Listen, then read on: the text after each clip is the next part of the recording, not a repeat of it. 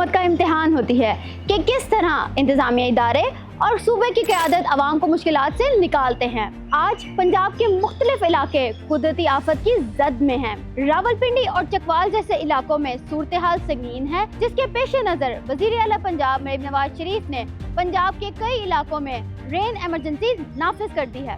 जुड़वा शहरों में 18 घंटों की तूफानी बारिश, रावलपिंडी में रेन एमरजेंसी नाफिज कर दी गई। आबादियों के लिए अलर्ट जारी किया जा चुका है। वासा रावलपिंडी को भी हाई अलर्ट कर दिया गया है।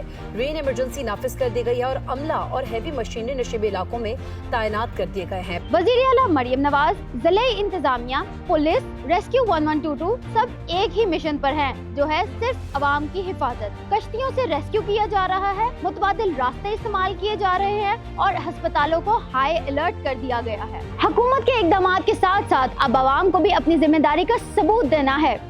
पानी से दूर रहें, इदारों की हिदायत को फॉलो करें, क्योंकि जब अवाम और हुकूमत एक ही सफ में होंगे तो किसी भी मुश्किल को बाआसानी हल किया जा सकता है।